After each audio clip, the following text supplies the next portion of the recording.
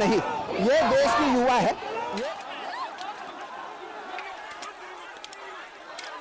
ভারতের পশ্চিমাঞ্চলীয় রাজ্য মহারাষ্ট্রের মুম্বাইয়ে চলমান ছাত্র আন্দোলনে আলোচিত ও শক্তিশালী প্রতীক হয়ে উঠেছেন এক তরুণী। বৃষ্টির মধ্যে চলন্ত একটি পুলিশ ভ্যানের সামনে একাই দাঁড়িয়ে যাওয়ার সেই মুহূর্ত এখন সামাজিক যোগাযোগ মাধ্যমে ব্যাপক আলোচনার জন্ম দিয়েছে। পরীক্ষায় অনিয়মের অভিযোগে দেশটির কেন্দ্রীয় শিক্ষামন্ত্রী ধর্মেন্দ্র প্রধানের পদত্যাগের দাবিতে দিল্লির পাশাপাশি মুম্বাইয়েও বিক্ষোভ চলছে।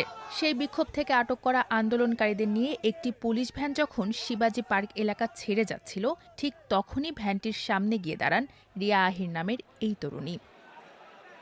বৃষ্টির মধ্যে হুডি ও ক্যাপ পরা রিয়াকে দেখা যায় চলন্ত পুলিশ ভ্যানের সামনে অটলভাবে দাঁড়িয়ে থাকতে। পুলিশ বারবার এগিয়ে যাওয়ার চেষ্টা করলেও তিনি সরে যাননি। মুহূর্তেই আশেপাশের মানুষ তার পাশে এসে দাঁড়ায়। শুরু হয় স্লোগান।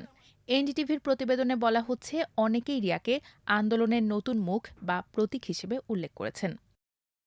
স্থানীয় গণমাধ্যমের বরাতে এনডিটিভির প্রতিবেদন বলছে, তরুণীটির এই পদক্ষেপের পর আটক বিক্ষোভকারীদের মুক্তি দেওয়া হয়।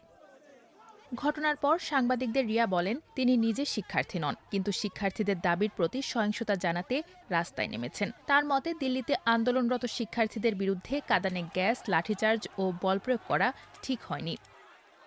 এদিকে দিল্লির ছাত্র আন্দোলনের প্রতি সংহতি জানিয়ে টানা তৃতীয় দিনের মতো মুম্বাইয়ের বিভিন্ন এলাকায় বিক্ষোভ হয়েছে। শিবাজি পার্ক, চৈত্যভূমি, চেম্বুর ও শিবসেনা ভবনের সামনে শিক্ষার্থী, রাজনৈতিক কর্মী এবং বিভিন্ন সামাজিক সংগঠনের সদস্যরা বিক্ষোভে অংশ নেন।